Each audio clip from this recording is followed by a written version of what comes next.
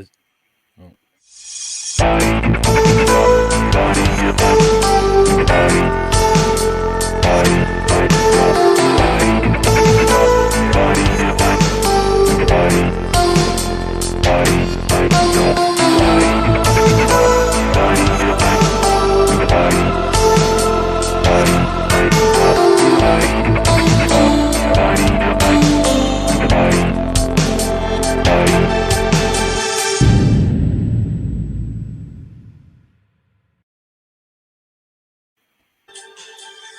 Hi, welcome to Paranormal versus. Sorry, I just had a technical fault there.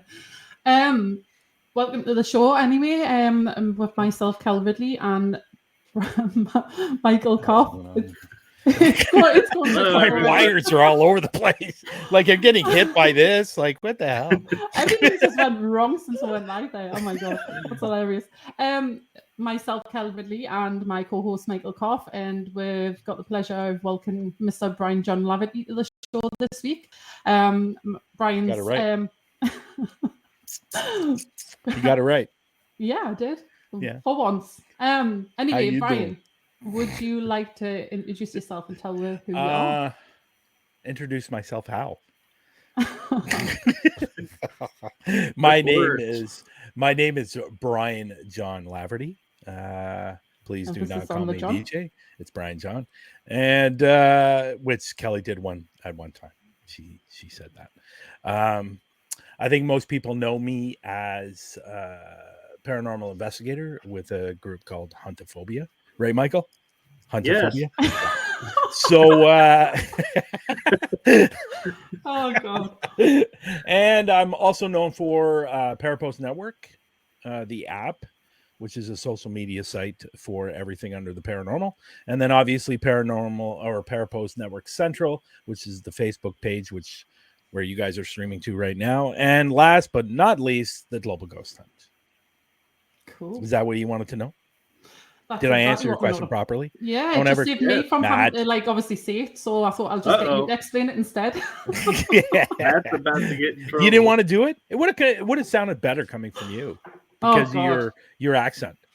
My accent? Are you kidding? Have you heard some of obviously the streams that I do, and it's like I get my words muddled up. That just done it again. So well, I do have my translator app going, so just in case there's something I don't understand.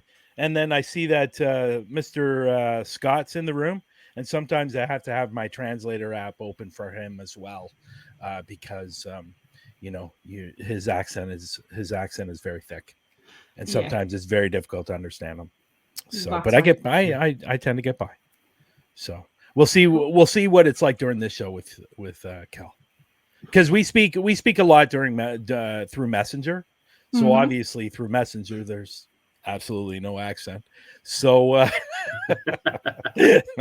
could say the same about you and your accent, but what do you mean?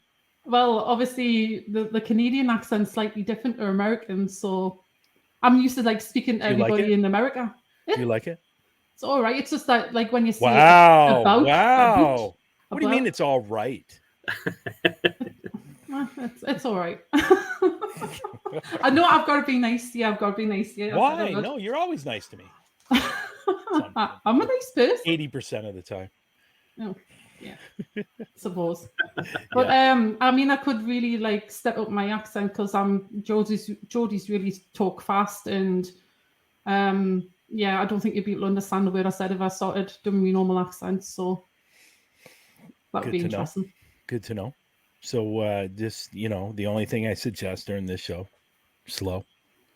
And slow. There you go. I understood that. Oh god. I should have called in sick today, I knew it.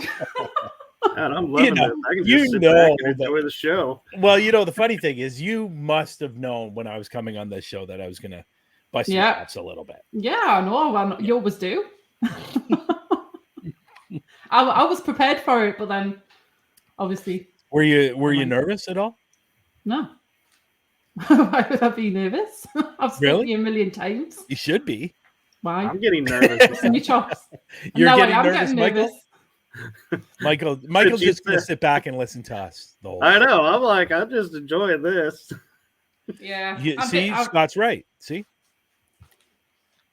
Yeah. Now, I don't know if he's doing that just to insult me or he's actually making a joke. No, he'll be making a joke non-stop. I know he is. I know he is. I'm just busting his chops. I've been on Paranormal in History, I think 2 or 3 times. Yeah. And they're good people over there. Mm-hmm. I've been on their show as well. It's I love the history. Yeah. Yeah, I'm just waiting for Brian to bring out the stereotypical Canadian going, "Eh? Are you good to go? Eh?" I don't do that very often, only because I know people outside of Canada make fun of that. I tend not to say "a." Mine is more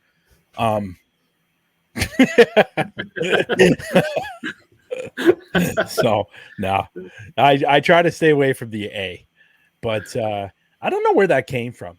I don't know where that came from. TV. The "a." I think it was on TV. Was it from Bob and Doug McKenzie?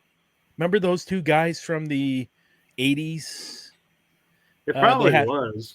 I think they had an SNL skit for a little while. It's called Bob and Doug McKenzie, and they were Canadians and drinking beer and watching hockey, and it was just a lot of different skits. Look them up on YouTube, Doug and Bob McKenzie, and it's quite funny. It's quite humorous. And at the end of every joke, they always go "a." So I think that's really where it generated from. So, well, speaking of which, where were your family from? Obviously from Canada, but did they originally emigrate from somewhere else? Well, no, well, see, this is a tough question to answer because I was put up for adoption when I was 6 months old. Oh, wow. So my actual adoptive parents, they were born here in Canada, but my father's father was born in Ireland. Right. Now, if you put a couple of drinks in that guy, like I could never understand him as a child. Like I could never understand a word he was saying. And it got even worse when he had a couple of pops in him. So, or a couple of whiskeys, because I think whiskey was his drink. And you put a couple of those, and I think maybe every so often I got out of the conversation that he was talking about. So, but yeah, he was very, very Irish. My adopted mother's family, they were born in Montreal. So so that's my adopted family. But my biological mother, that I've known for a little over 24 years, she's Scottish and English mixture. So I do have Irish and Scottish, and I do have a little bit of Italian in me, from what I understand from my father's side. Right. So I'm definitely a Heinz 57, if you know what that is. I was just about to say that. You read my mind. Yeah. I'm a mixture of everything. Yeah. Yeah. You remember that joke, right? The Heinz 57. Yep. When somebody had a multiple backgrounds in them, and that's definitely me. I think I have around 8 or 9 in my background. So. Wow. Yeah.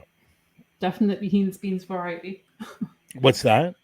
Definitely a Heinz beans variety. Sorry, I forgot how to speak slowly for you. yeah. Let's not forget that. Okay. I do have my translator app on though, so it is catching your voice. Did they even make a Geordie translator? They wouldn't be able to keep up. I just noticed that Stephen's in the room. Stephen Woodard. Just want to say hello. I saw him earlier. Nice to see these lovely people. George is in, and let's make it clear who he's talking about.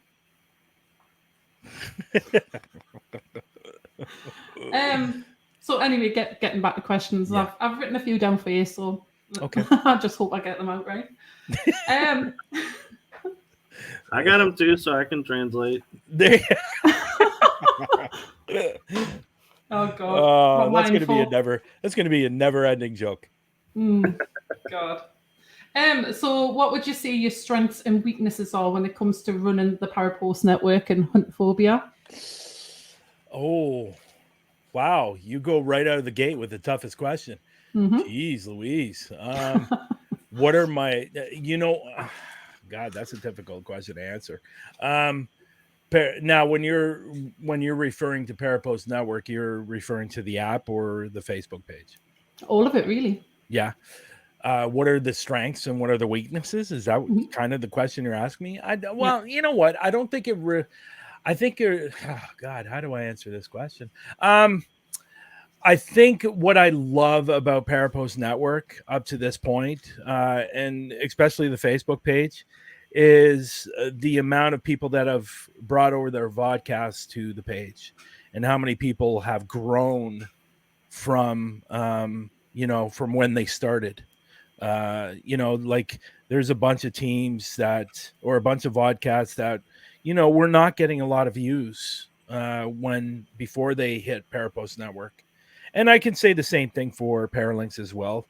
I'm sure there's a lot of vodcasts on there that weren't doing great numbers, and when they came over to the network they started growing. Like I know a few just off the top of my head that grew like huge. Like, there were a couple of them that only had like 300 or 400 people in their group page, and now they're over 2,000, because of getting out there and to these networks, and people sharing their vodcasts and stuff like that. So I think really my whole goal to this page was to really help people grow, and I think that's what the page has done.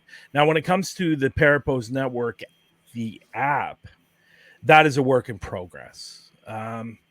It's been around for a couple of years now. We just went over our 2 years, and that is still growing as well. But there's a lot of things that could be changed. There's a lot of things that need to be updated. I do have a goal for that site. Eventually, what I want to do is have live streaming on that site, so people with their vodcasts and their live investigations and stuff like that can actually go live on Parapost Network. That is the long-term goal. And eventually what I want to do is, because right now it's on a certain template, the app. So eventually what I wanted to do is I want to develop its own. I know this is not going to make sense to a lot of people, but if you're in the industry, you would kind of understand when it comes to website development. I wanted to have its own page. And what I mean, like when you guys are on Facebook, this is not set up by a template from another company that Facebook uses and does.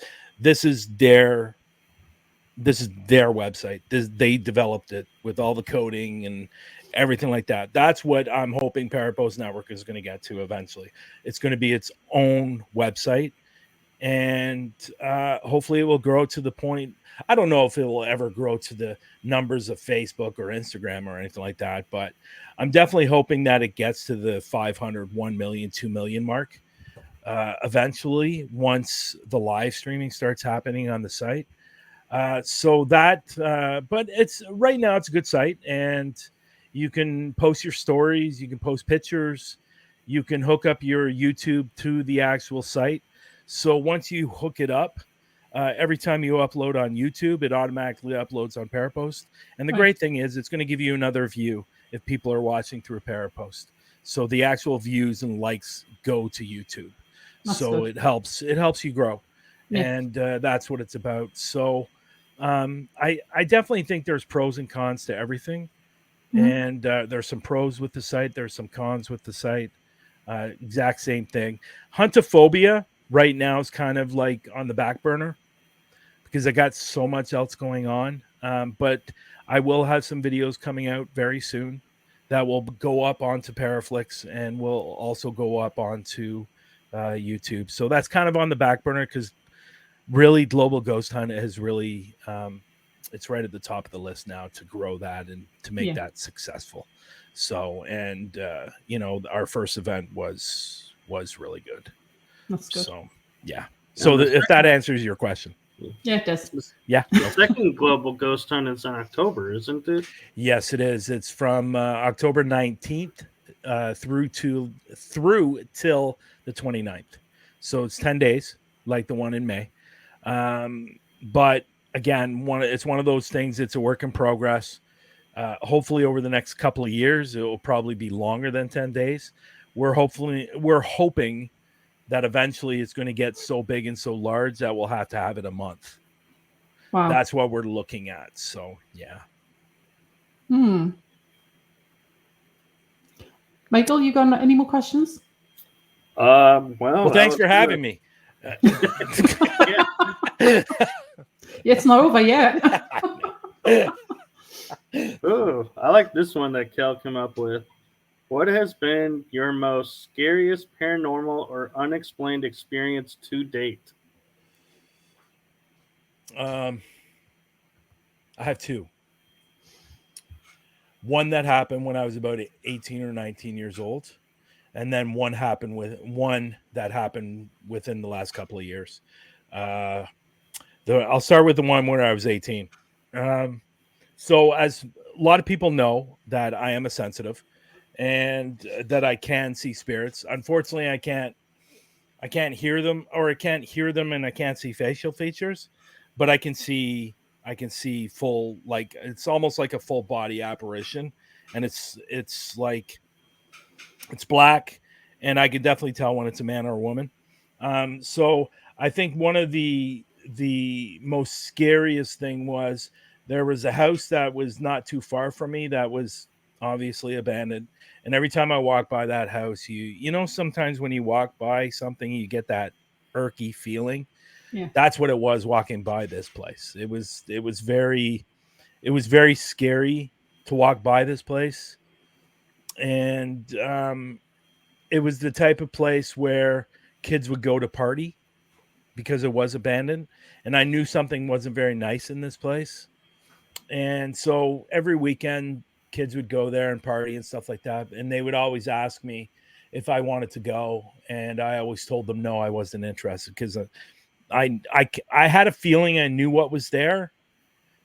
But so finally one weekend, somebody convinced me to come, and I went with a buddy of mine, and we got in there. We were there for about 10 minutes. And before we got in there, now to understand my abilities, if I hate using this word, and I think most paranormal investigators are like this, that I never like to use the demonic word because I think it's overused and overdone. Yeah, I agree. In my lifetime of doing this since I was 9 years old, I've seen about 5. And the very first one I ever saw was when I was 18. So when I walked into this place, I saw it right away. Now, when I see something on the demonic side of things, or the very black negative side, it's usually black, and it's like a translucent smoke, and it moves around the room very, very slowly, like it owns the room. So when I walked into this place, there it was in the room.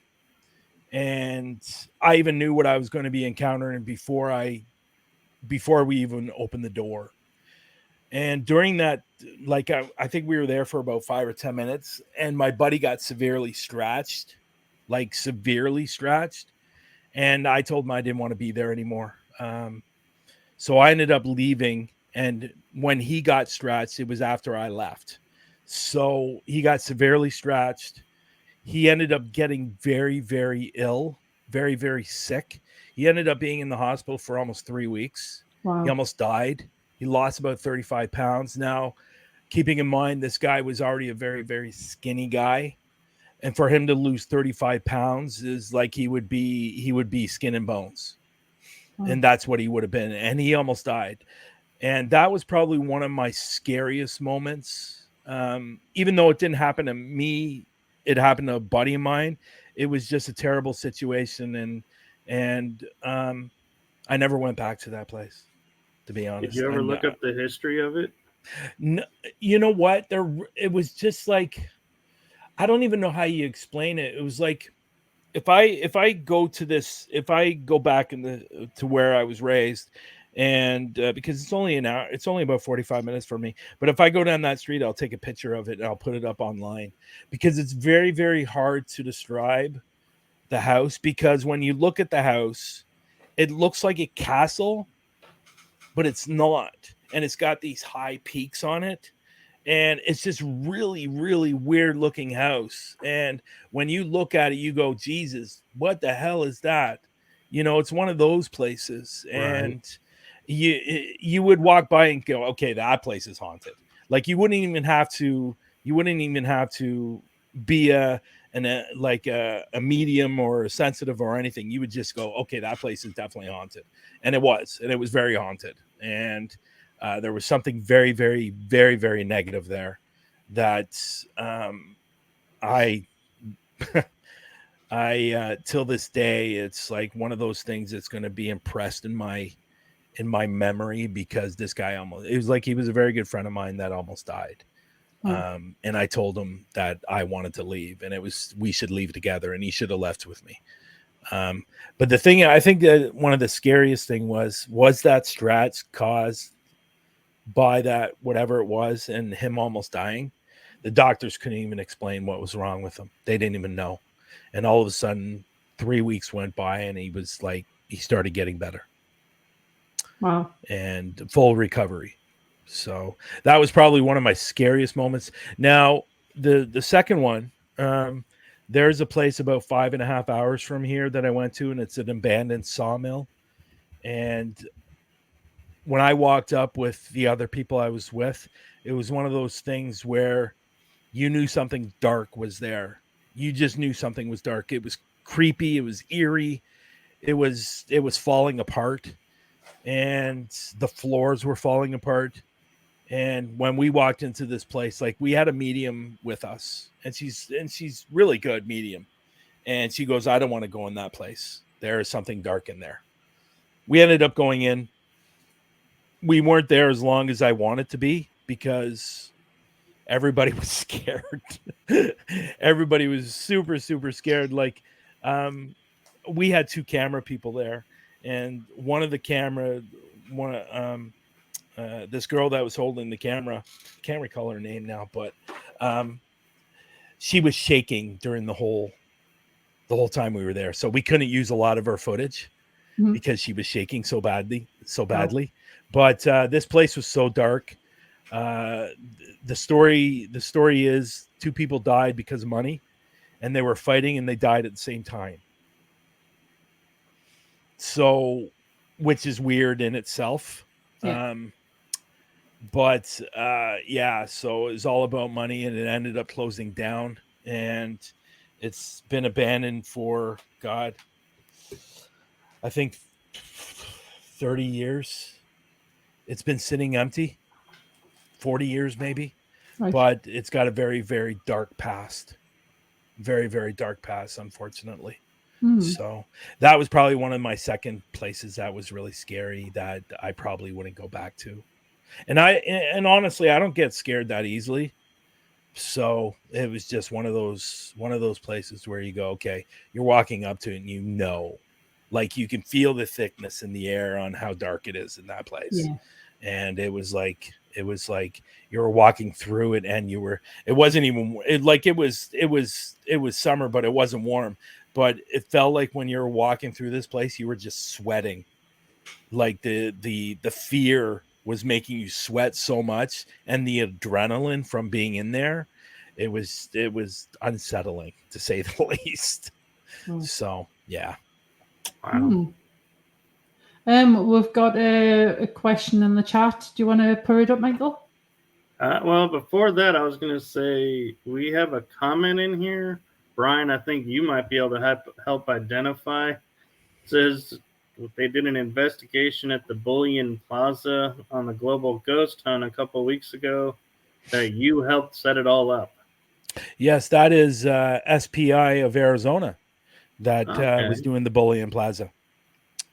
And they had a great investigation, and hopefully they're going to come back in October and to do another one. So they say that the people getting scratched is the Father, the Son, and the Holy Spirit, or the Holy Trinity. What's my view on that? I don't know. I honestly, I never really think about it. I don't really have an opinion on it. Is it true? I don't know. I'll just leave it at that. I don't have a lot to say about it. there's so many, and it's funny because I was thinking about this today, uh, while I was in the shower.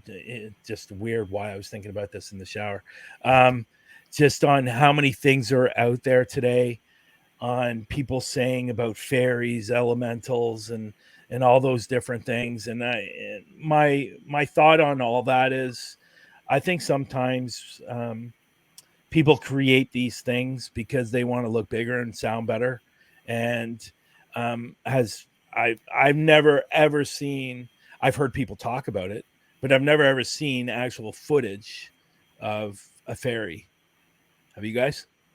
I hear it being talked about all the time, but I've never actually seen a fairy. The only fairy that I know is from Disney. So, I think sometimes people come up with these different things, and elementals, fairies, and all those things. I just, I don't know. I just don't put a lot of stock in it, to be honest. So, Yeah, that's what I was may thinking have about. seen one, but I don't know. It was late at night. It was outside. Could have been light refraction, but I don't know. It just looked really interesting that it was like a little ball that had like little wings off, and it had like shape to it, but there was no visible bugs, and it was only in one photo out of 3. Yeah. I don't know. I just like it's the exact same thing with cryptids too, right? Like there was a picture online, and I'm sure you can find it online, of the wolf man, or the dog man. I believe it's called dog man, right? I believe it's called. Right. And they had this picture and they said it was a dog man. To me, it looked like it was a wolf that had just been eaten by bugs and torn apart by other animals. I've not actually seen that. So if I find it online, I'll send it to you. Cool. But he was saying that it's a dog man picture. And yeah, I don't know. Yeah. I don't know. Yeah, it's very easy to learn online. Just type in dog man and look at the pictures. You'll find it. I've that's one of the cryptids I got asked about the other night, and I didn't even know it existed. And apparently, it's in the UK. So, what's that? Dogman. Yeah, well, apparently, Dogman's seen everywhere. Yeah. Yeah. So, what kind of cryptids are there supposedly in Canada? Well, apparently, and I say that very loosely. About 2 hours here, there's a park called Algonquin Park, and apparently it hasn't been seen, but it's been heard, the Wendigo. Right. Now, again, I'm one of those people that I have to see it in order to believe it. So, apparently it was heard. Now, my question is, how do you know what a Wendigo sounds like?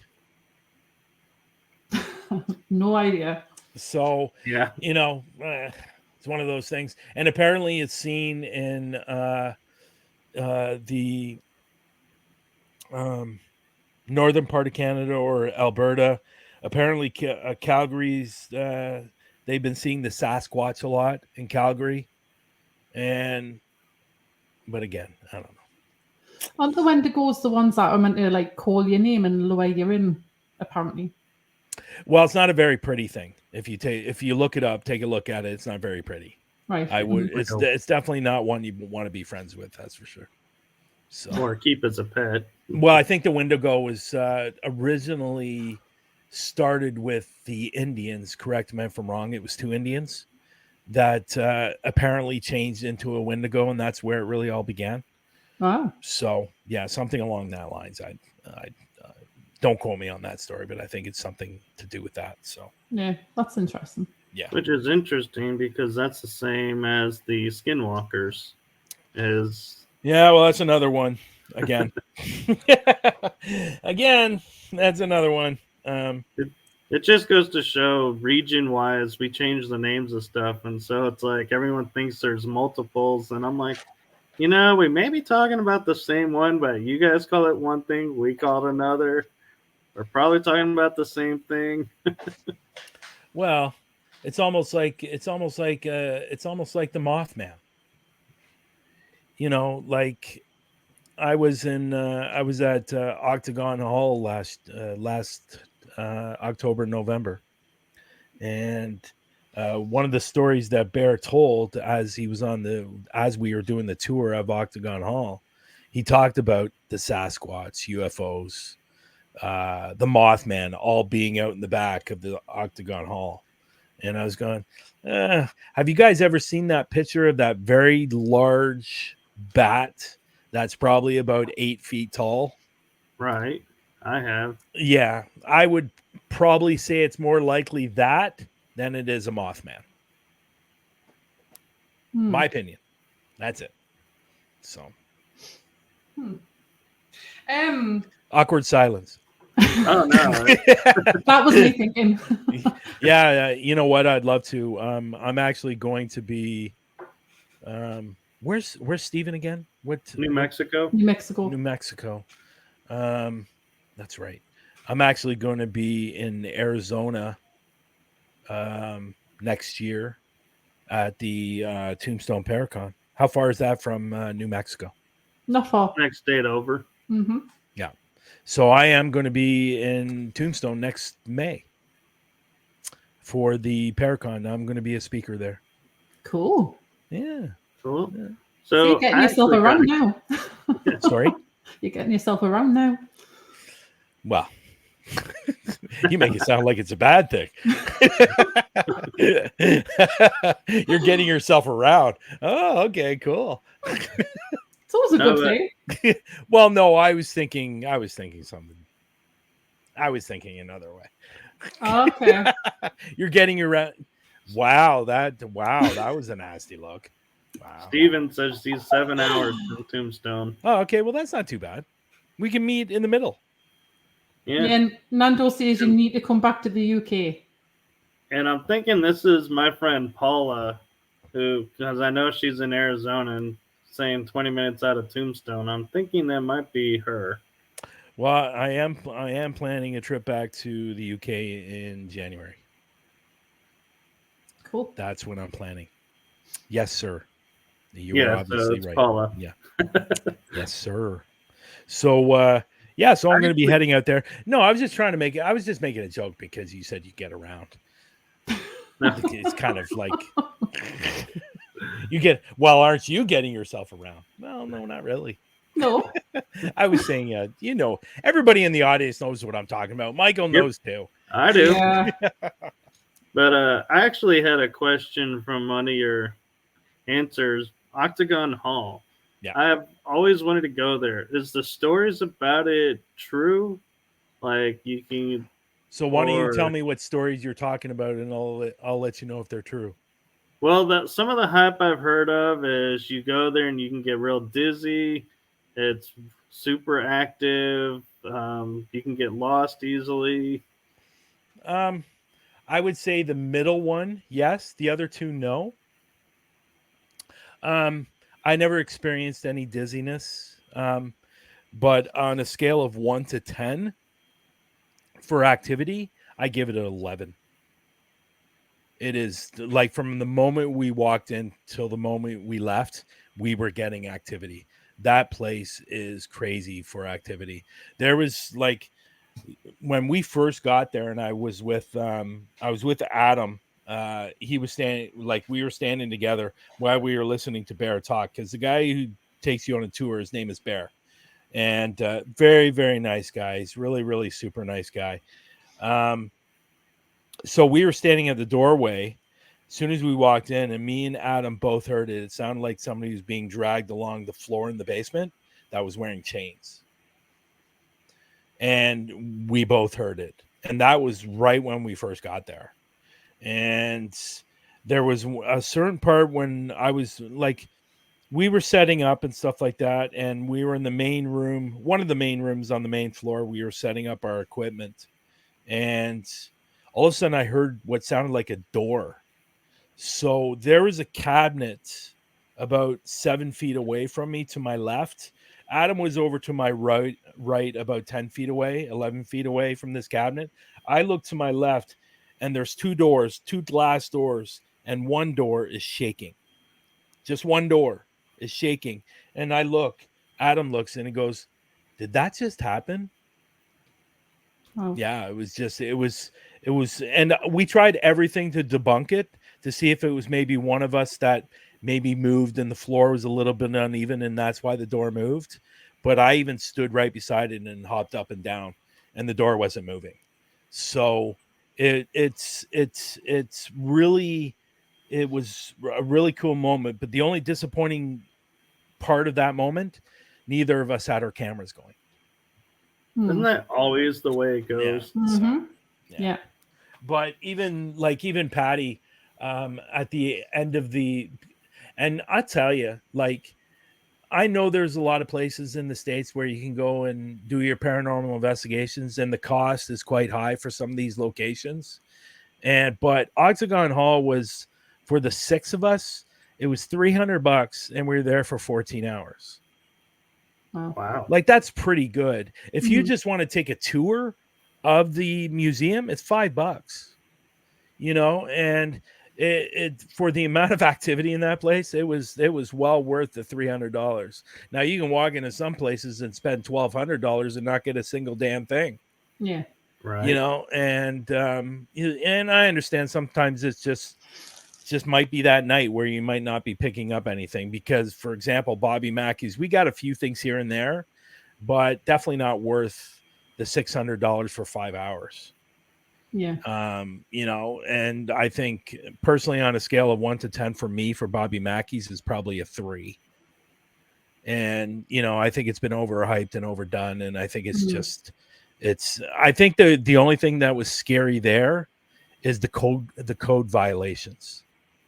That place, like, there was wires out of the floor, wires out of the ceiling. The floor was uneven. It felt like some parts of the floor was even sinking. It was just an awful place, and I have no idea how that place has stayed open, Health and because safety it's still an open bar on Friday and Saturday nights. Wow. And I just really don't understand how that place has stayed open.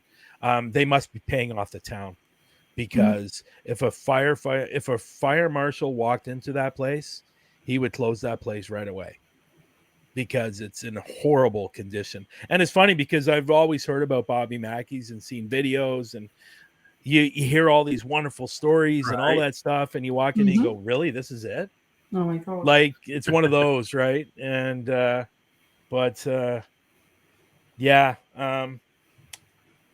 I don't That would be like a major anticlimax if you were coming from the UK, go all that way to go to somewhere and it's like that.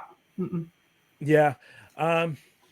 Yeah, Octagon Hall was crazy. It's really, really crazy. And I was saying, Patty, at the end of the night or the morning, we were leaving at about 9:00 in the morning, and there's this at the back of Octagon Hall. There's this little hut, and it's got a fireplace and it's got a small little kitchen. She went in there to do some last minute filming, and she captured an EVP on her camera. Wow. Yeah. So, and that was like at 5 to 9 in the morning. So I tell you, from the moment we walked in to the moment we left, activity. And we were getting stuff off the SB7. We were getting, the EMF. It was a fantastic night. I recommend anybody to go there. Yeah. If you want to go to an investigation, for me personally, it's a paranormal investigations, a paranormal investigator's dream, that place. If you want to capture evidence, that's where you're going to get it. So, yeah. Matt Atkinson's just asked a question for Brian to say, what's your favorite piece of equipment and to use for capturing paranormal anomalies when you're doing investigations? I will say that I am not big on the whole orb thing. I'm just not. I'm very weary on orbs and I can't even say it, anomalies. If I think I've caught something, it would be through my camera that I use. But again, I'm not big on the old orbs and stuff like that. I personally myself, I like the real evidence, like EVPs and and stuff like that. Like, I use the SB7 a lot because I'm a huge fan of the SB7. and that's kind of where I got the name of the SB7 Whisperer, I guess, because I capture so much through my SB7. So I love the SB7 is my biggest. I have 2 of them, for God's sake. I love them. I've heard you love them. I love the SB7. There's, and I've captured some amazing things with the SB7. So that's what I should have sent you guys. I should have sent you some videos. Yeah, you should have. Yeah, I never even thought about that. So obviously, apart from the SB7, it's your camera that you choose. And I love doing a voice recorder. And every so often I'll use my FLIR.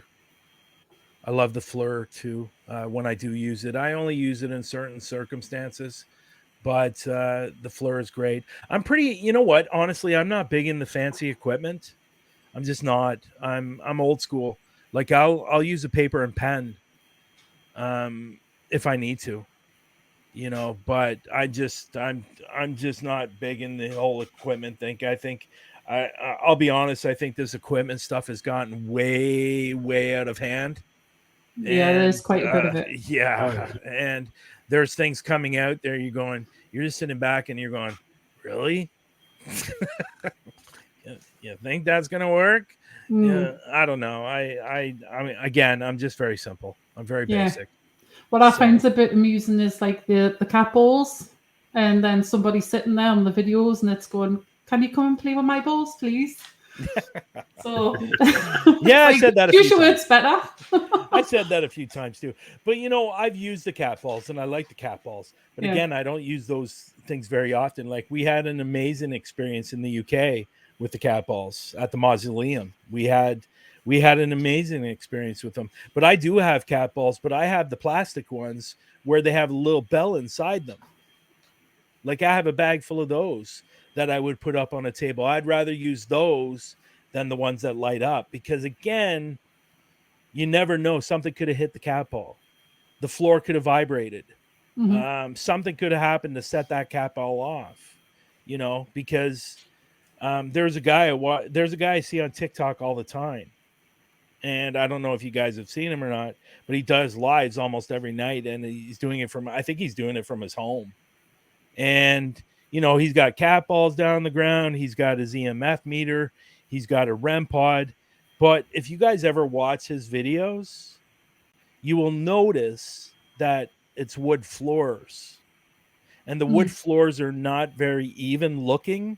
Yeah. Nope. So all he would need to do is tap on the floor and the cat ball would go off. So, I don't know. Again, it's one of those things where I'm very simple. I capture something on the voice recorder. There's no denying it. If I capture something on the SB7, okay, there's a chance it could be a radio station. But if I getting like a name out, like for example, when I was in the UK, we got the name Nando on the SB7. Nando's not a very popular name, and I don't think you're going to get that through a radio station. So, it's stuff like that. But again, too much stuff out there. It's like, and what kills me is people are buying it all, and really paranormal investigations, you need a camera, a voice recorder, and, a pen and paper. That's all you really need when you go on a paranormal investigation, but people are getting all sucked in with all this different kinds of equipment that, that you need to get and need to buy. And, I get it. There's some people out there that like to buy the latest thing that's out there, but that's just not me. So, yeah. Right. Sorry, I'm just looking at Stephen's comment. It says that Michael's going to interpret what I've just said. I haven't even opened my mouth. Which comment that? Sorry. It's Stephen was teasing it, saying he needs me to translate Kel. Oh, okay. Earlier. I'm sorry. He's cheeky, very cheeky. Yeah. Shame on you, Stephen. Shame. So I actually have a question for you, Brian. Sure. And it's more of an opinion kind of question. So when a lot of people are going to in places like, say, Octagon Hall or the St. Augustine Lighthouse, or Winchester Mansion. Okay. Does that, you think, help build up the paranormal activity, or do you think it wears it down that it's people are keep coming and coming and coming and doing their stuff? Ooh. I'm trying to understand the question. So do you think the reason some of these places get popular is because of the amount of people going to them and the amount of evidence they're capturing or possibly capturing? Is that what you're kind of asking me? Well, so I'm thinking in like metaphysical terms. We think Okay. like if you go to a certain place, you can drain the energy there. And Okay. so it kind of loses some of its energy. Okay, so And then I'm my wondering question, if my question back to you is, why do you think that? I'm just curious because might explain why sometimes there's no activity there Yeah, and sometimes it's like I see what you're saying. super high. Okay, I see what you're saying. I just don't think how that would be possible. I again, it's like I'm going back. I'll be honest, guys, and I've thought about this many, many times. We have made the paranormal industry so complicated that uh, some people take the fun out of it. And and I'm not saying there's anything wrong with your question. I just don't see how that would be possible. If a spirit is through a place and has energy, and if a person is going in there and sucking out a spirit's energy, I just don't see how that's possible. I just don't, and it doesn't make sense to me. um I understand some of these times that these spirits are taking, they're going into people's equipment and stuff like that and sucking or draining the energy out of it. I get that, but my question is to you guys, and I'll flip that question around. How do we know that's actually really happening? Oh, don't really do it. We don't. We don't.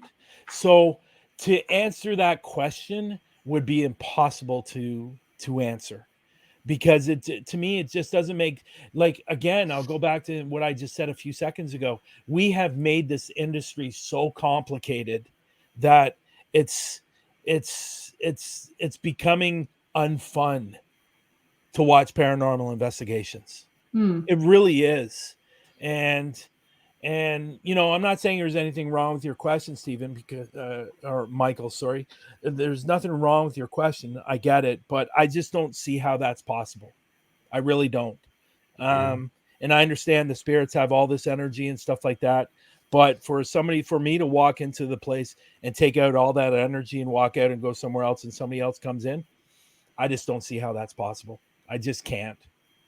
And again, that's my opinion. So No, I agree, and I've always wondered that because you always hear like people saying, "Oh, I was there yesterday and nothing happened," and the next day, super active, and I'm like, well, trying to help understand why that could be for people, but okay, so let me twist this around for you, and let me ask you this, and this might make a little more sense, okay? And just maybe giving it a thought. If I came to your house, okay, and me and you know each other really, really well, okay, and we get along and all those wonderful things, you're going to talk to me, okay? right, It doesn't necessarily mean that you even need to know me well. I could just come to your place, introduce myself, say hi, and you speak to me. Now, what happens if a person goes in there and doesn't do any of that? Should the spirits be talking to them? Like, really? Like, I guess it depends on the situation, because you can walk into a place. Yes, you're right. I got a lot of activity, but somebody can go in there the next day and not get any because the spirit didn't like them. right. It could be different reasons. The spirit might not even be there when they went. Because I'm a true believer in, and I'll give you a prime example. I'll give you a prime example on why I believe in this. I believe spirits can come back and forth. And the reason I say that is because of the fact that I was at a canal that was apparently haunted. And we had the K2 going, nothing around. I'm one of those believers, if we're going to be doing the K2, you shut off your phone, or your phone's nowhere near the K2 because it can easily set it off. I make sure there's no wires or electrical boxes around. Nothing was around. We had the K2 on the rock, and I asked a question. I asked several questions during this session, but one particular question I asked, can you come back and forth? And the K2 lit up like a Christmas tree. Wow. So I believe spirits can come back and forth. Maybe that person goes in there that one day and the spirit's not there. It's quite possible. It's very possible. It's more likely that than me going into the place one night, me sucking out the energy of that place, and somebody else going in the next night and not getting anything. That's more than likely what's going on, in my opinion. This is my opinion. So, and again, and Stephen agreed with me. We have made this industry so complicated that some days I listen to a show and I have no friggin' idea what the people are talking about. No idea. And I think it's time that, we need to start bringing paranormal investigations back to basics, where it all began, because people are coming out with these weird theories and weird ideas and weird things here, weird things that it's making it so complicated that it's becoming unfun paranormal investigations. Do you agree, or do you not agree with me? Yeah, I agree. Because to a certain extent, it. Yeah. Do you agree with me to a certain extent, or do you believe there's any backing behind the reason why somebody goes in one night and somebody goes in the next night and nothing happens? Do you think that's a possibility that they can be coming back and forth? I do, actually, and I've even said to people on occasion, going, well, I'm sorry you didn't really get anything. The ghost was probably on vacation. or the person, and this is another thing that kills me. And I don't know if you guys watch a lot of videos or not, but I watch a lot of these videos of these young kids going into these haunted locations and being very, very disrespectful. Being very disrespectful. And why would a spirit want to speak to them or talk to them or converse with them or anything with somebody who's being very disrespectful? That's almost like me walking into your house and yelling out your name, or walking into a coffee shop and saying, is anybody here? It's just, I think the young kids have become very, very disrespectful for the spirits. And why should the spirits be talking to anyone when they come into their location? That's very true, that one.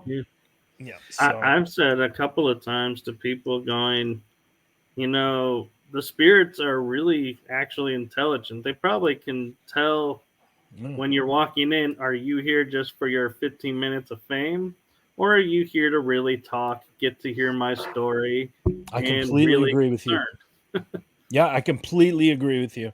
I think my thing, and I've done this right from the beginning, and honestly, this was kind of taught to me. It's not something that I came up with on my own.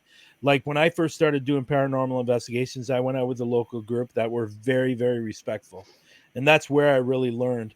I think you're going to get more activity and more stuff happening the more respectful you are. So every time I go into a location, I always introduce myself. First things first. And then I introduce anybody that's with me, because I'm coming into their domain. Why wouldn't I be respectful? You know what I mean? And I have this funny habit too. And I think Jenny has it too. I think Jenny does the same thing. Jenny, it just came in the room. When I walk into a place, I touch something. I touch a wall. I touch a door. I touch something just to show my respect to the place. Yeah. And I think, what is that old saying? You're going to get more honey with, what's that saying? Bees with honey. With honey. Yeah, something along that lines. Yeah. But, I'm just very, very respectful. There was a video that from the UK that when I was with Nando and Lex, I was introducing everyone, and I said Lex. It said Lex back, and then I said Nando. It said Nando back. So I think. I knew Jenny did that. I just think that if you're going into a place and being disrespectful and not capturing anything, maybe you should reevaluate your paranormal investigations. Yeah. Right. I've got a question for you. So do you think that the global interest in the paranormal is still growing, or do you think it's peaked? I don't think it's peaked, but I think people are not watching it as much as they used to, because there's this widely unfortunate thing that's going on out there, and it's called fakers. And people that are not in the industry are having a very difficult time distinguishing what's real and what's not. Yeah. Because editing has gotten so much better that you can easily edit something into your video, and you knowing it's fake, but the people outside going, okay, well, I think he's faking it. And some people, well, no, that's real. I don't think we've peaked. I think the problem is we've gotten to a certain point where people that are not in the field are getting tired of hearing what's real and what's not real. And I think honestly, I think in some ways people are starting to lose interest. Yeah. I agree. And I always will, people come up to me and say, when I catch something, to go, well, you faked it. I was like, why would I fake it? It's so much better, real and authentic than the faked part. Yeah, I'm one of those people, and Lex is like, and me and Lex are exactly like, we're the same when it comes to this. If I put a video out and somebody says you faked it, I said, if they're in the area, I said, let's meet up. I'll bring my laptop.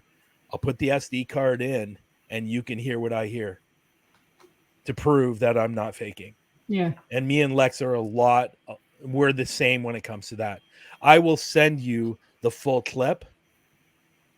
Like if it's 32 minutes, because my camera, it films every 30 minutes and then shuts off. That's what some Canons do. So I will send you that 30-minute clip, and you tell me if I faked it or not.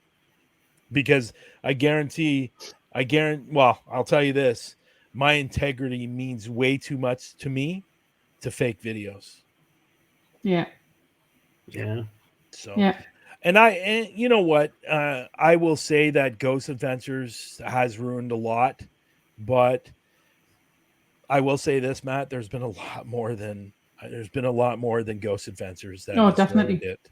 Yeah. So, there was one in the UK, Most Haunted, that ruined it for us. Yeah.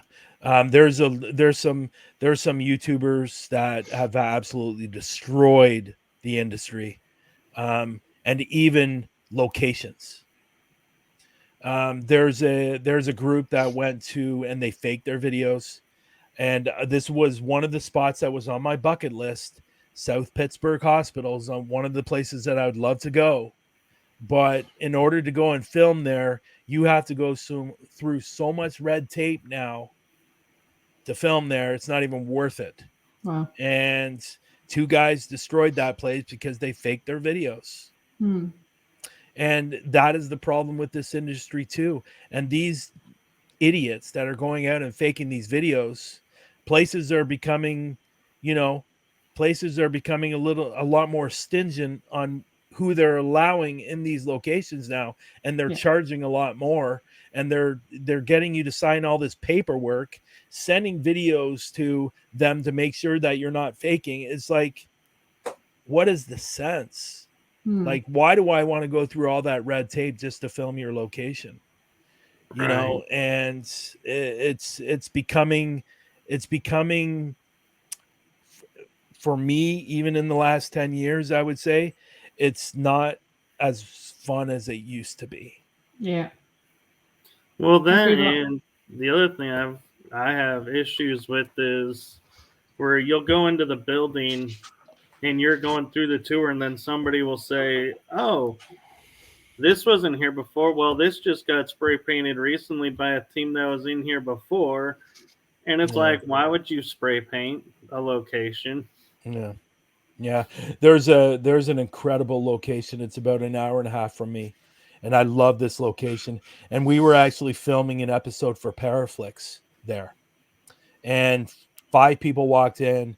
They walked to the other side of the tunnel, and you can only walk so far because It gets to a certain point, and then it's just water. It's just deep water. So they were spray painting the walls, Wow. and I don't even know why they were doing this. They were spray painting the ice, and which made no sense to me whatsoever.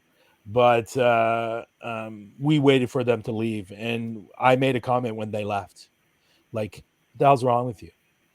I basically said, "Why are you spray painting such an amazing place? You're destroying it."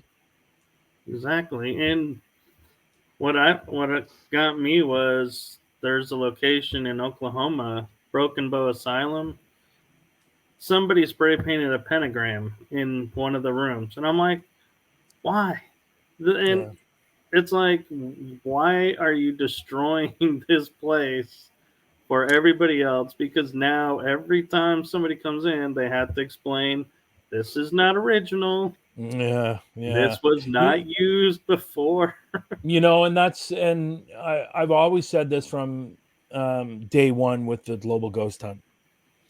Global Ghost Hunt to me was not only about the investigation teams, but it was also about the locations. And I think we can all agree, like us three and people in the room, that these locations are disappearing every year. Yeah. They And are. whether it's vandalism, whether it's the cost of keeping it open, whatever that reason may be, that's one of the reasons why I started the Global Ghost Hunt, because there are a lot of locations out there that are not Waverly Hills, that are not Penhurst, that are not, these big, huge locations. Yeah. And they're trying to survive. They're trying to stay open. And there's a place that we had on our list for May. Unfortunately, we didn't find them a team, and now they're closing down. Hmm. And it looks like an amazing location. And I'm hoping that they're going to try to stay open, because we'd love to see them back in October and try to get them a team. But so many of these places are disappearing, and that's why Global Ghost Hunt was so important to me, because really, for the amount of views and the amount of people that were watching across the world, they got to see these locations that they'd never heard of before, Yeah. like the Victorian views. I know people in the States might have heard them, but there's people around the world that haven't. SK Pierce was an incredible place. We had one in Australia that was Clive Cottage. That was incredible, that nobody had heard of. So our real goal for the Global Ghost Hunt was, yes, we're going to have our popular places, but we really want to popularize the locations that don't have a name. Yeah. And that's really what the Global Ghost Hunt was about. And I know a lot of people there, like I know Jenny's still in the room. There's a lot of people that were fascinated by the stuff they were seeing in the UK, like the one that Jenny did. Sorry, Jenny, if I get this wrong. I don't think I'm going to, though. Drogheda, I believe it's called, museum in Melmont. That was a fantastic location, and really it was me wanting to help these locations. And yeah, there you go. I'm pretty sure I'm saying it right. Drogheda Drogheda. Museum Melmount. Drogheda, I believe it's called. Drogheda. Yeah. So I apologize if I'm getting that wrong. But there was just so many incredible locations. Like I think the Victorian View really stands out to me, because it was a place I'd never heard of, and a lot of people have never heard of this place. And the place was amazing. And they're coming back for October. And so we're hoping that there's going to be a team that will investigate this location. And again, I just go back to saying this is one of the main reasons why I did it, to save these, to preserve these locations, these haunted locations, because I'd love my grandkids, if they're interested in paranormal, to go to these locations. Yeah. Right. Mm-hmm. And So yeah, and that's what was so recently, important to me. yeah, I agree, because recently I went on an investigation in Cleburne, which is like an hour and a half from me. Yeah, Never even knew it had a. I visited there several times. Never knew it had a haunted history. And I'm on this ghost walk yeah, and hearing the haunted history of everything. And this one guy's kind of making jokes about everything. And this one lady steps up and says, I bought a business because I was hoping to have a family, you know, and thrive here. But I had to shut my doors down because nobody comes to visit this city. And it's like, and we're going, really? Wow. You know, it's paranormal. We should start getting the word out. And so, yeah, I started publishing out, hey, you know, here's a haunted ghost walk you should do here. Yeah. Or here's a haunted location you should check out. It's like trying to get the word out so that it brings people in to help the city. Yeah. You know, and that's what our goal was. Our goal was to get these places known so people can start going to these places. Like, you know, like when we started really getting into the teams that were signing up and the locations that were signing up, we were getting the thumbnails and the videos out there and stuff like that. And then I started seeing, and which I thought was really incredible, when I was putting all these thumbnails and videos out, I started seeing these places. Then I started seeing people that were actually going there investigating, because I don't know if it's because they saw our video or a thumbnail, they didn't know it existed, and these places started getting booked. And that's what our goal was, right? Like, the people got to see them during the event, but even before that, people were seeing the thumbnails and the videos and calling out to these places and booking. You know, because I'd never heard of Dumas Brothel. I've never heard of, you know, the Radio I think it was the Radio Museum of Technology. I'd never heard of this place, but now these places people are starting to call these places, and because they saw them on the Global Ghost Hunt, and they want to investigate, you know, and that's what our goal was. That's what our long-term goal is. Well, I've got a question for you. Sure. What do you see yourself doing in the next 3 to 5 years? Where do you see yourself being? Nobody ever asked me this question. Really? Even the Kelly to ask me this question. Oh, Lord. 3 to 5 years. Honestly, not to be involved in the paranormal at all. No, I'm just kidding. I'm just kidding. Kidding. I was thinking the same thing, but never mind. You know, I have a particular goal for two things. I have a particular goal for Parapost Network, and I have a particular goal for Global Ghost Hunt. Which one do you want? All of them. Ava?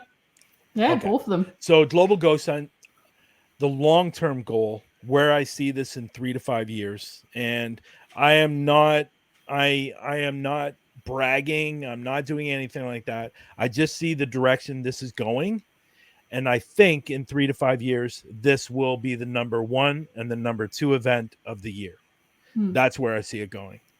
I think people in locations are going to see the value of what the Global Ghost Hunt is about and what we're trying to achieve. And I think people will want to be a part of that. That's the long-term goal for Global Ghost Hunt. And really, and to add to that, I want to separate the divisions. Which, what I mean by that is I want to have a North American division. I want to have an Australian division. I want to have a UK division. I want to have an Ireland division. Notice how I said Ireland, Jenny? Yeah. So and even possibly Scotland as well. You know, I can't leave the Scottish out. Yeah, I definitely want to have different divisions, and that's why I'm saying in a couple of years it could be a month-long event, because there's going to be separate divisions from around the world that are going to be all going live. So once the Global Ghost Hunt is coming up in May, we'll have how many teams from Australia, how many teams from the UK or Europe, how many teams from North America. You know, it will all fall into that month. So eventually there will be so many investigations around the world going on that, again, people will see the value and the reasons why they should be signing up, because it's just not about getting your name out there. Yes, that's part of it, but it's also the preservation of these locations. Yeah, definitely. And if you see the value in that, you should be signing up. That's all I need to say about the Global Ghost Hunt. Parapost Network, I see in about 5 years, being the number one social media site to go to for everything paranormal. Yeah, That's it. that's excellent. And that's not bragging or anything like that. It's not. It's really not. I'm actually a really, really humble person. I have certain things, like I think we all have certain goals that we want to achieve in our lives, or in the near future. Like I'm sure Kelly, you have one. Michael, you have one, and we all do. And that is my goal: is to have Global Ghost Hunt and Parapost Network the things to either go to or be a part of in the next 3 to 5 years. Yeah, yeah, that's brilliant. Excellent. Oh, here we go. Howard's in the room. Yeah, you saw that. I don't even need to put that up on the screen. Yeah. Oh gosh. Oh, Howard's never gonna change. Yeah, it's a good job it's the end of the show now. So Howard's always, I'm never ever gonna live that down. I'm never ever gonna live that. I don't know if you guys know the story or not, but Howard was doing a podcast and he was talking about his tassels for his nipples and stuff like that. So I came up on to the podcast and they asked to see my nipples and I showed them, and that's where it comes from. So yeah. Okay. It was a funny moment. Remind us not to ask you that. Yeah. It's one of those things you had to be there. Like, if you know Howard, you pretty much got that one figured out. I love Howard. Howard's a great guy. And you know what? To Howard and Steven and Chrissy as well. It's been an interesting ride with Paralinks and Parapost since last November, and I think and you guys know this, like the networks have really grown a lot. And and that's obviously with the thanks of Steven and Howard and Chrissy and everyone over at Paralinks that's helped us grow, and I think we've helped them grow as well. And it's just been a really, really fantastic relationship, and better and bigger things to come in the next year.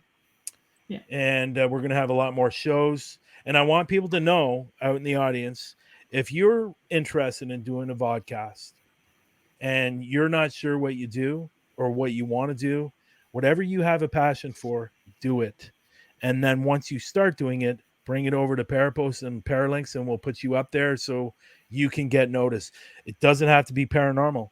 It doesn't have to be supernatural. It doesn't have to be cryptids. It doesn't have to be anything involving the paranormal or the umbrella. Cooking. If you like cooking, bring it over.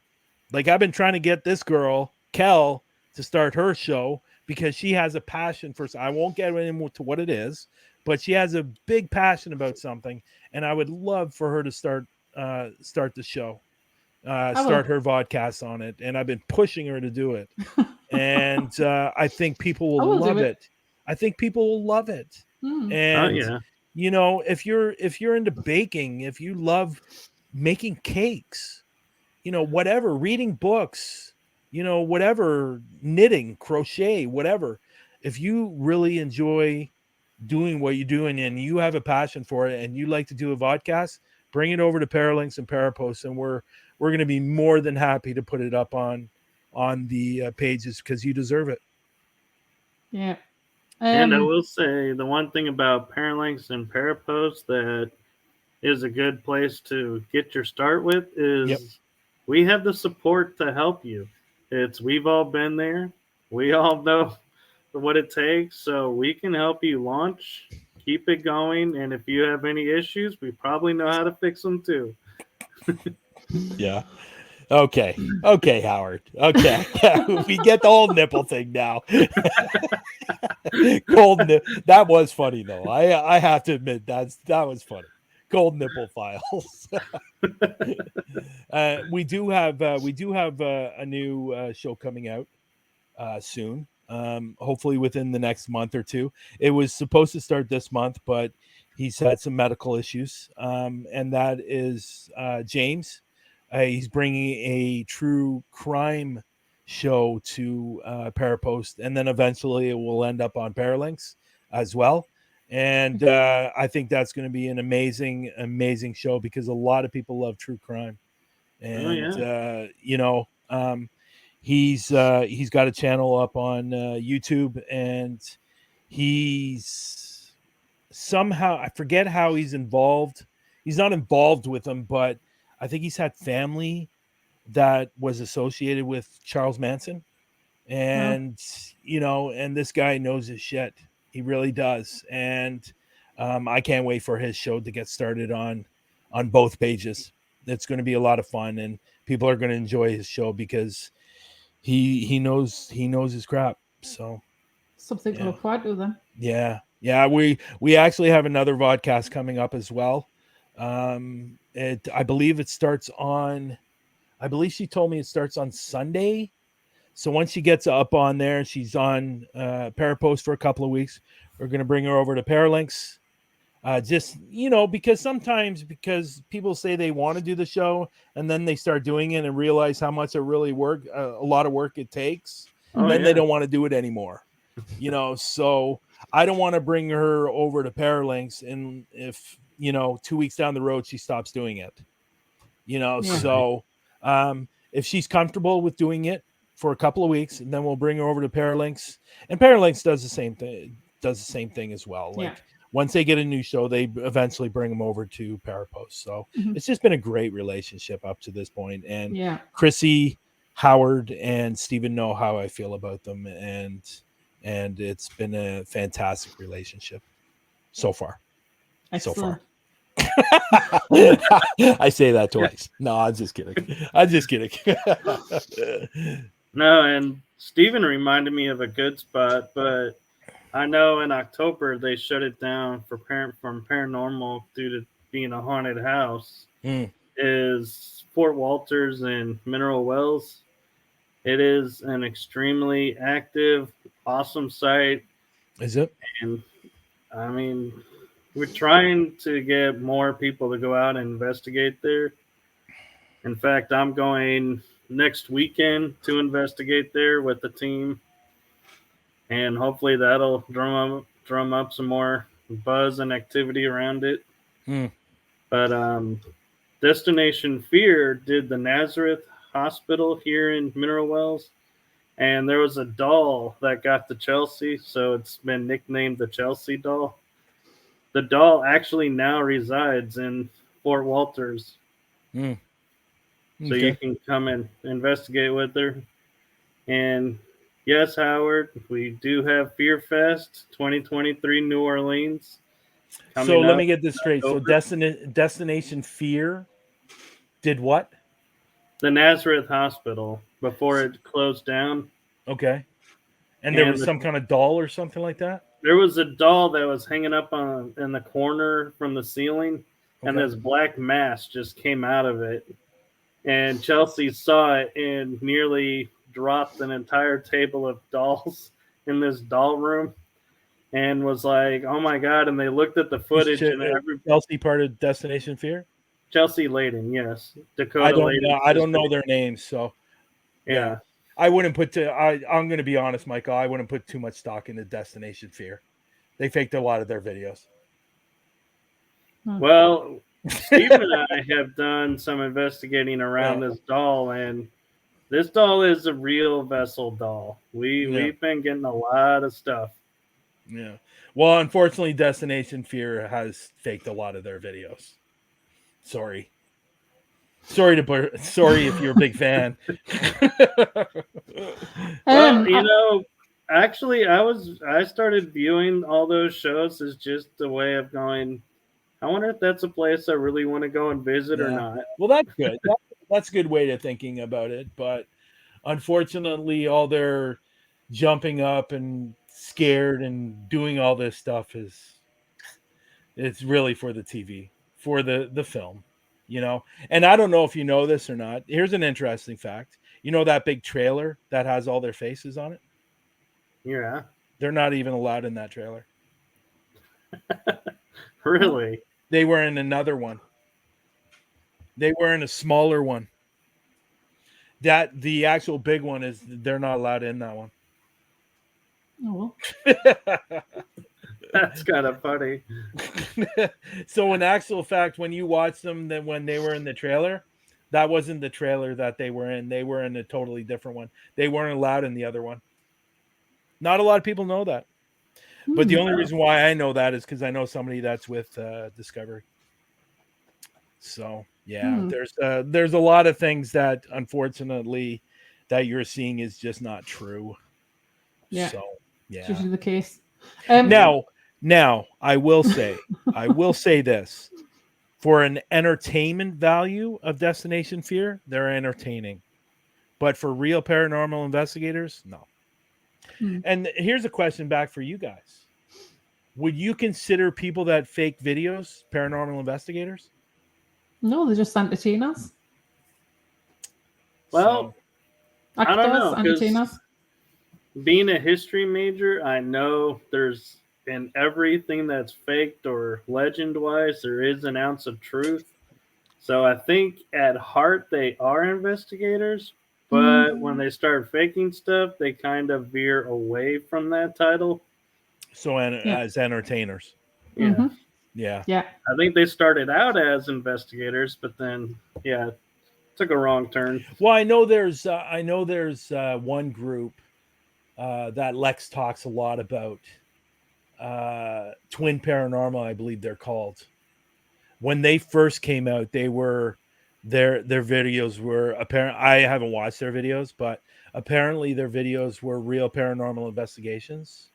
But one of their videos went viral, and then they had to keep that up and keep growing because the money was getting bigger and better, and the subscribers were getting bigger and better. So they had to keep it up. Now they do nothing but fake videos now. Yeah. So yeah, unfortunately. And Lex talks about them a lot on Through the Lens. Yeah. So yeah, so I was about to say, do you want to promote Through the Lens, your show? Yeah, we actually we have a show coming up this weekend on Through the Lens at 4 p.m.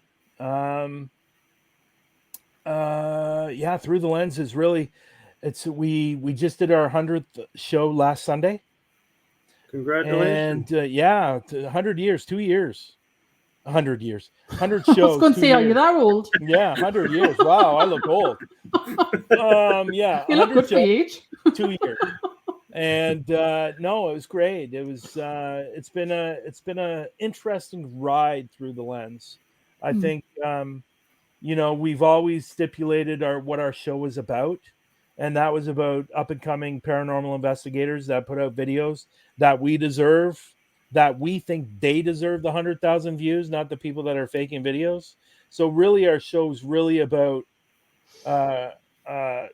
getting to know the paranormal investigators, because a lot of times when you're watching these videos, you're not really learning about them. You're watching their investigation. So really this was a show about learning about them and getting to know them. So when you go over to their channel, you know who they are as people. And that was our goal with our show. And I don't think we've ever really steered away from that.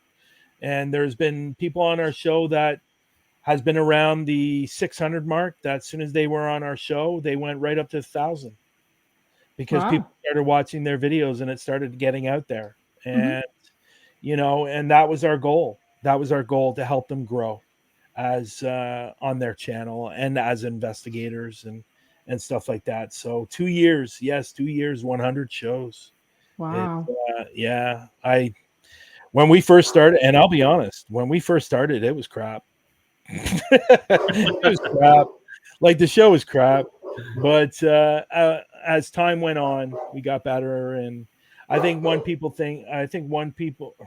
can I talk? I think what people love about Through the Lens is the chemistry that me and Lex have. Yeah. And it flows and it's nice. Like eventually when you guys have done 50, 60 shows or whatever it may be, you're going to have that flow and people are going to recognize it when they see it. And I'm not saying you don't have it now, but I'm just saying it takes time to develop. It really does. Yeah. And I think we're all awkward at the beginning. And I think once you get into your 20th between 20 and 30 shows, that's when it really starts taking off, and you're a lot more comfortable with each other, and the show runs smoother, and a lot of things change, and you guys are on that brink, and keep doing your thing. That's when I can get a word in edgeways from Michael.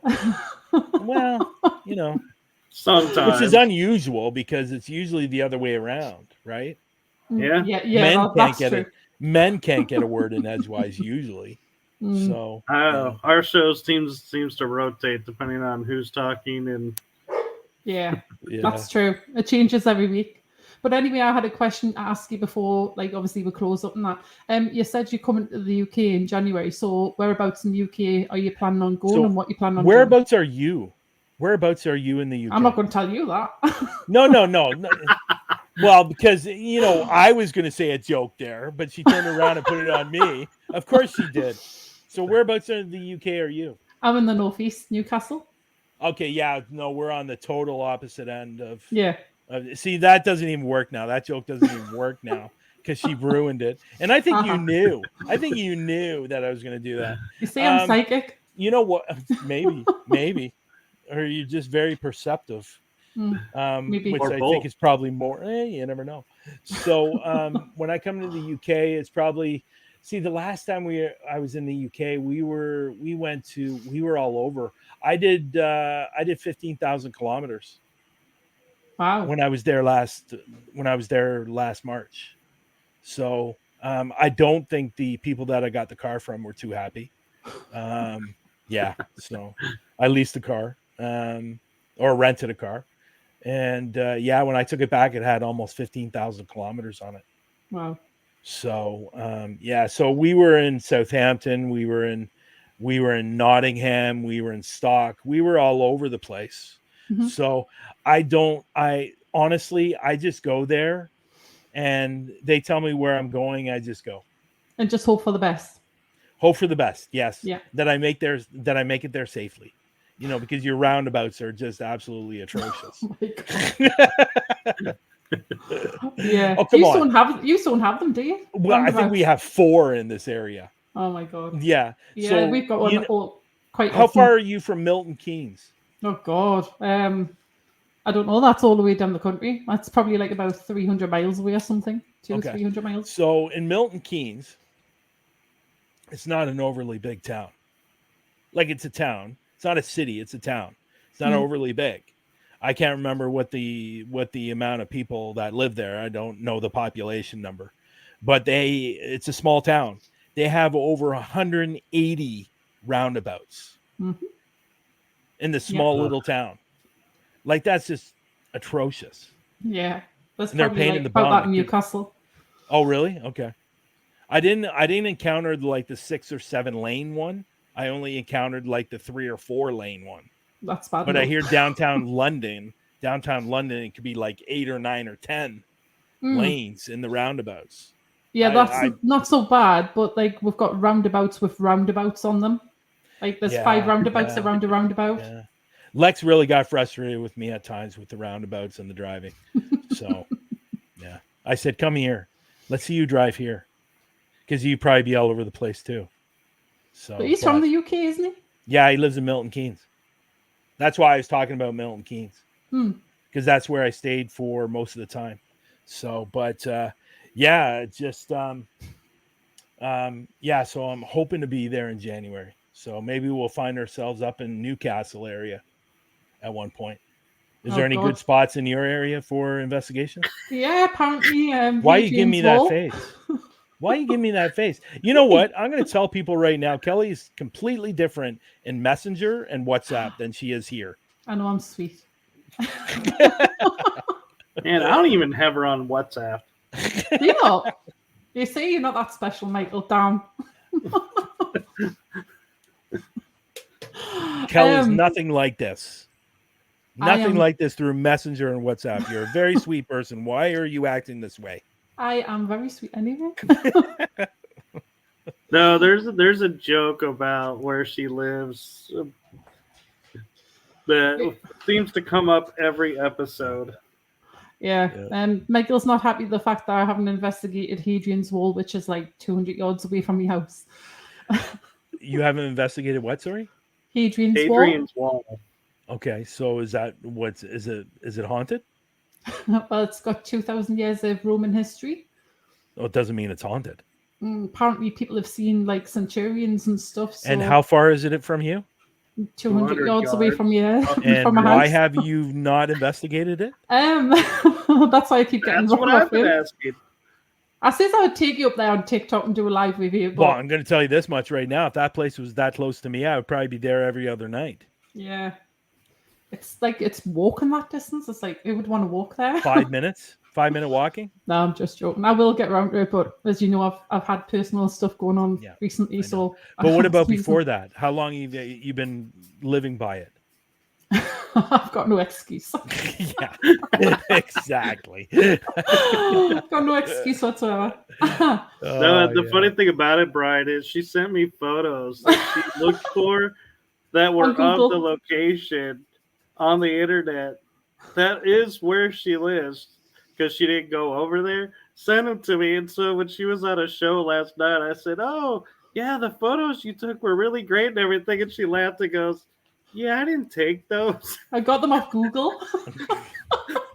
And so the whole show starts laughing over the fact that I'm over here raving these photos of the location and how cool it is. And yet it's 200 yards away from you and you can't go over there and take some pictures. I will, I promise, at some point.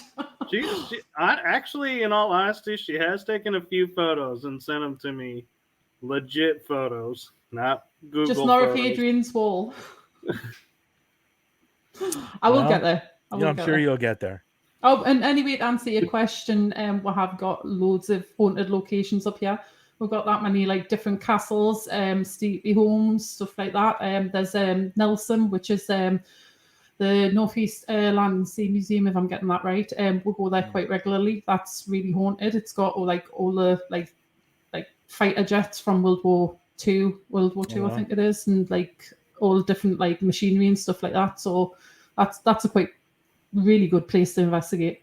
So yeah, that's cool. I would I definitely the great place about Europe is, or UK or whatever, is the history. The history is what is amazing, and you guys got some fantastic spots out there, and I can't wait to get back out there. I'll be honest and say that I love going to the UK, and I love going to the UK. I really do. And I've been there a number of times for paranormal investigations. That was the first time last year, but other times I've been there as a, because I got family and stuff like that over there. Yeah. But I tell you, UK is amazing. Sorry guys, I'm going to say this now, and I apologize. Please don't send me any nasty messages. But I hate the States. I'm the opposite. I'm just gonna stay out of this conversation for a moment. No, I'm the opposite. I would love to live in the States. It's what? Been a dream since I was a kid. And granted, now let me explain myself. I don't hate the States in a whole. I hate your borders. I hate the borders and the States because I always have a problem at the borders, because I tell them I'm going over there to do an investigation and they look at me like I'm an alien, and they give me so many problems. When I go over the border about just going over to film a location. And I don't know what's going on with your Homeland Security, but it's crazy. It really, really is crazy. The last time I traveled over the border, I was there for almost 2.5 hours. Finally, they let me through, asking me the same question 20 different times. Yeah, I wonder why they were trying to keep you there. Yeah. I got a funny story for you, being that I'm from the States. We were on a cruise ship coming in, and we were on a layover, about to leave for another leg of the cruise. And the cruise ship announces you don't need your passport to go to shore. So we leave it in the room, in the safe. We get to shore. Homeland Security pulls us aside and says, "Where's your passport? It's on the ship. You need to come with us." Yeah. And we have IDs that says we live in America. We live in Texas. And they were like, "That doesn't work. We really need your passport." Yeah. And it was like 4 or 5 hours later, they let us go into Florida and back on the ship. Hmm. And we're U.S. citizens. Yeah. Hey, listen, I have the same problem. Like I had the same problem coming back from the States with the Canadian border. Like they're just ridiculous. Unfortunately, we live in a society today where everybody's accused of being a terrorist, and we're going to commit some kind of mass murder going over the borders. And unfortunately, that's the world we live in. Let me clarify. I love the States. I love the people. I have so many friends in the States. I was just kidding around. It's your homeland security that I hate, and the borders I hate, because there's no reason for them to keep me there for 2.5 hours. Then after that 2.5 hours, then they search my car to see if I'm taking anything over the border. And I get somebody said something earlier about too many unregistered. I get that. We have a lot of that here too. But let me clarify. I love the States.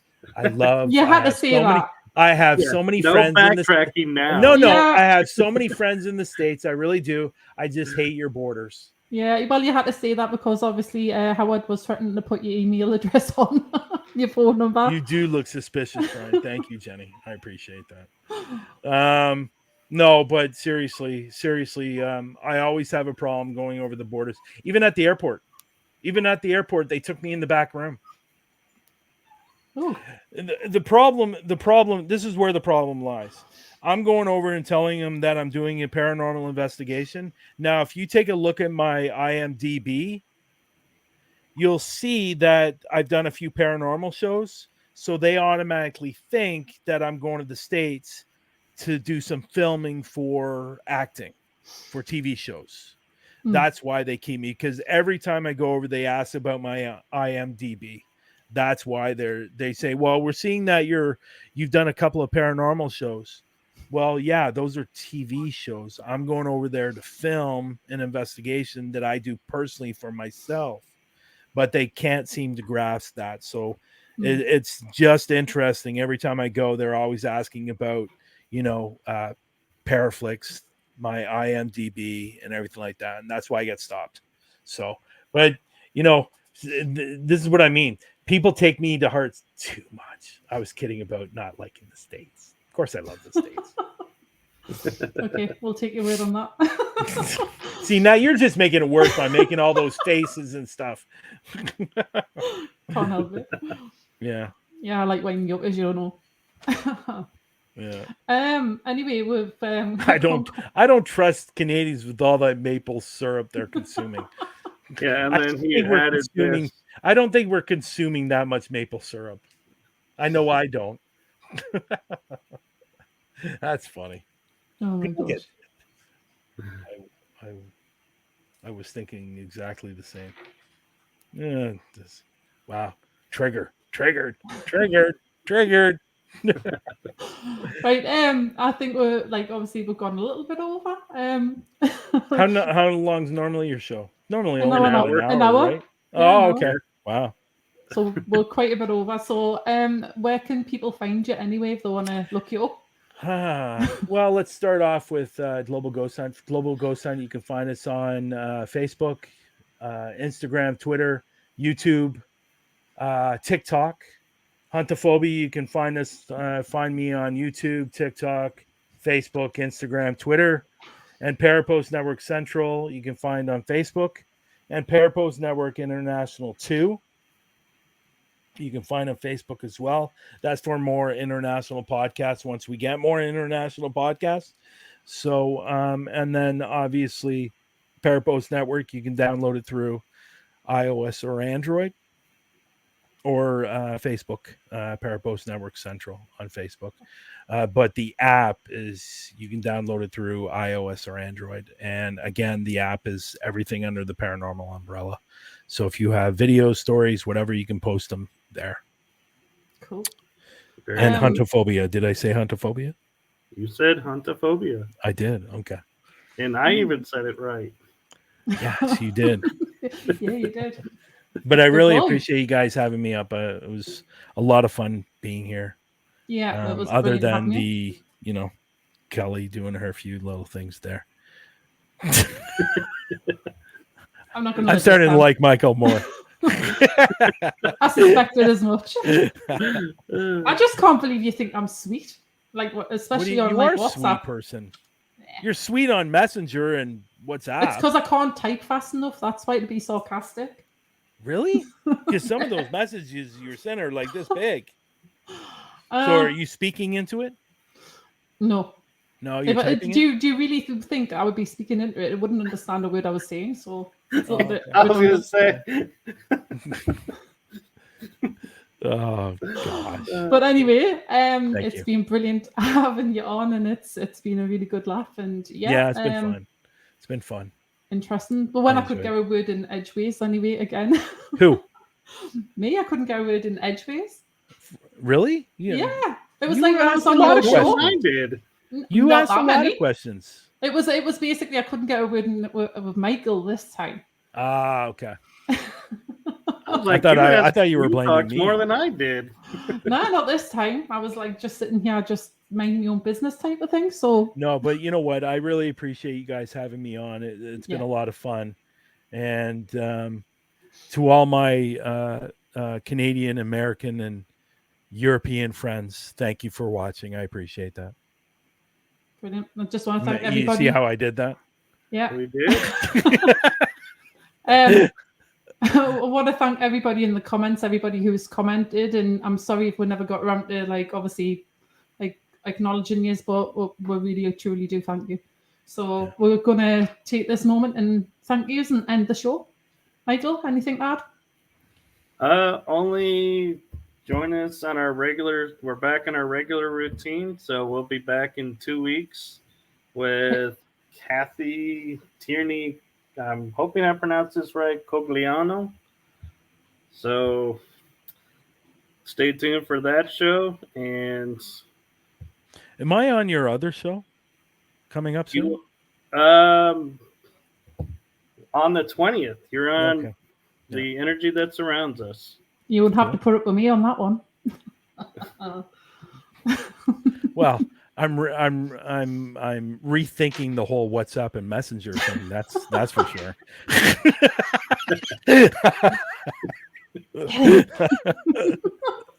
me and Kelly have had a lot of conversations in the past, and we talk every so often. Not as much as we used to, but I know there's stuff going on with you. But I will tell you, people, Kelly is much sweeter over Messenger and WhatsApp than she is on this show. What do you think? I'm just kidding. I'm kidding. But it's been great. It's been great, Kel and Michael. I appreciate you having me on. It's been a lot of fun. Coming on. Right. So, thank you very much. And we'll see you in 2 weeks' time, guys. See you then, I guess. Michael, do you want to close up? Sure. Here we go.